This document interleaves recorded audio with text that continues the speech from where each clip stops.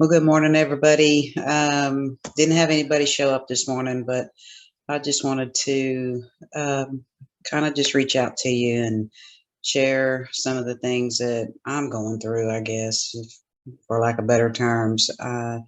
As you know, I've put in my notice at my job, and I am about to embark on this personal journey to come alongside people who are grieving and hurting and feel frustrated and scared and alone. I had a very interesting conversation with a gentleman, and he has lost his wife about probably 6 months ago, and he is experiencing isolation. He is afraid to leave his house. The pandemic, the news of the pandemic has him terrified, and he can't see family. He won't see family.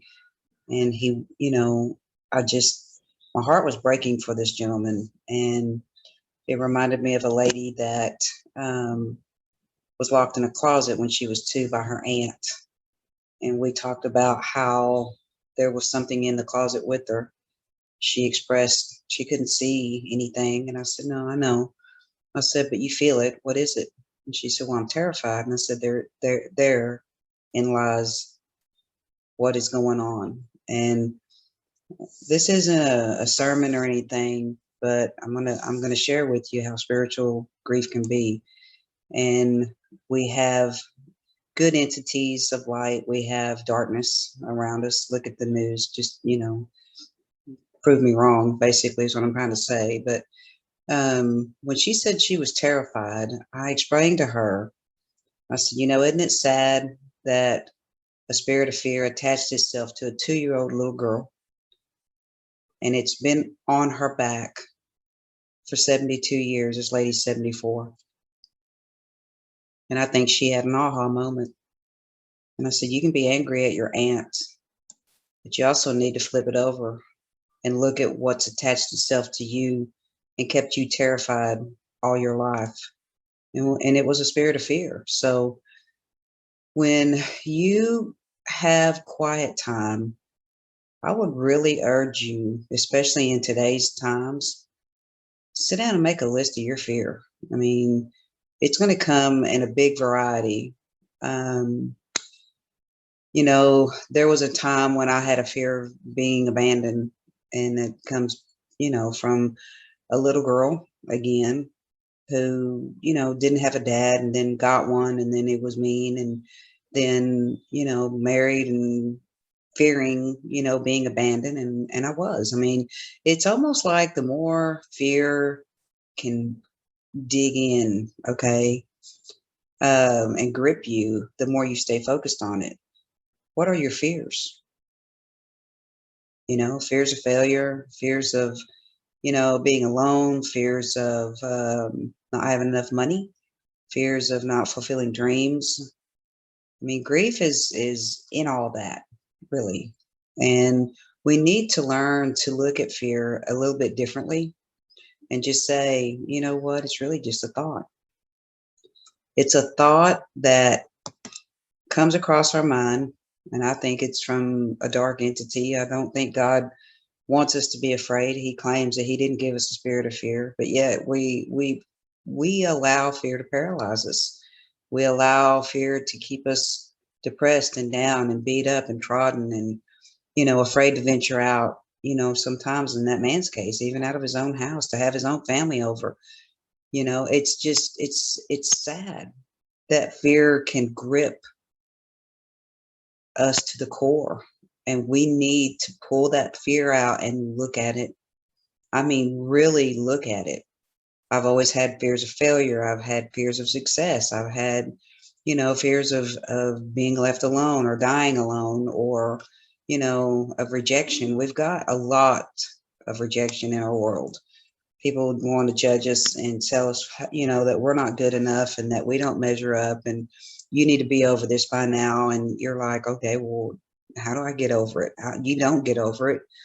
But that's part of what the community is here to offer you. It's a place to come, and I wish more people would come to these, Q&A meetings, so we could have really hardcore discussions about what life is about. Where do we want to go?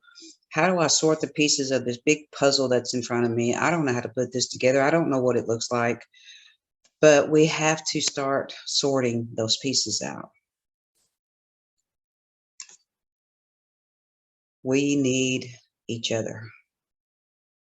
We do. We need each other. And whatever's happening in the world around us today is not pretty. You know, I saw in the news where they're lowering retirement or Social Security from 18 something to 1600. They're messing around with our Medicare now. They're dequalifying our benefits. We don't. I mean, there's a lot of concerns out there. Some that we can control, some that we can't. Some we control with our ability to vote. There's questions about did they cheat?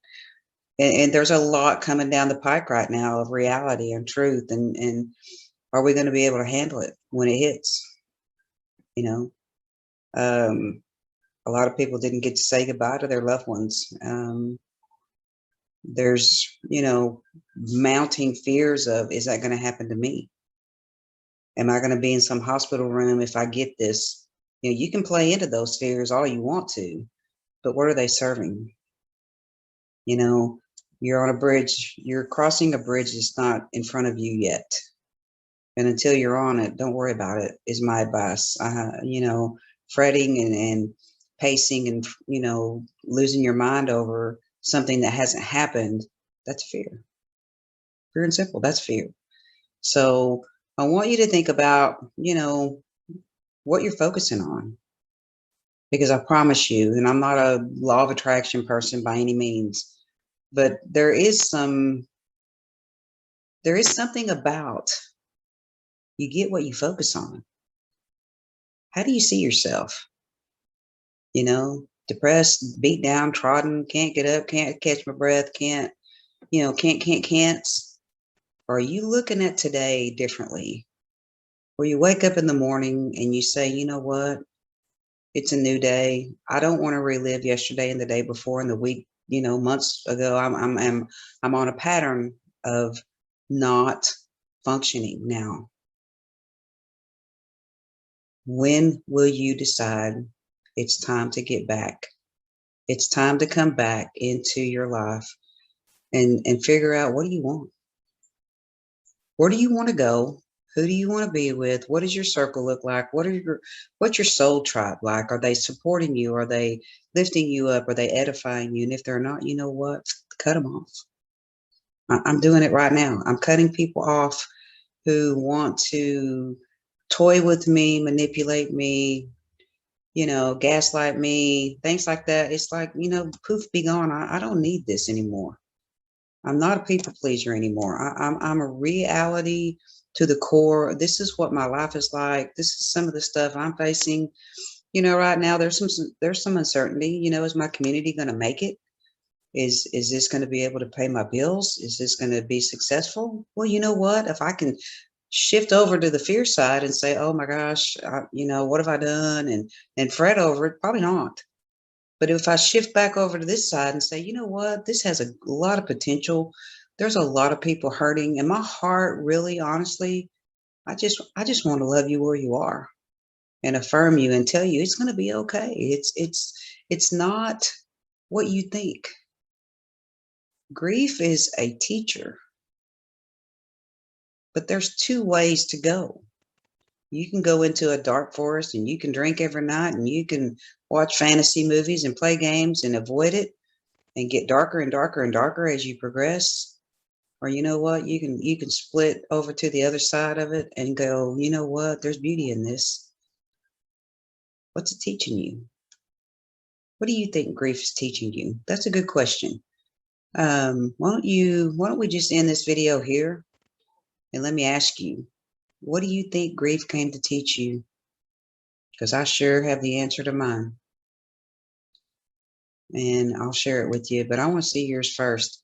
We didn't have a lot of success on the call today. I'm sorry you weren't able to make it, but I understand. I'll do these, every other week. I hope you'll mark your calendar. If this is a bad time, give me a time that works for you.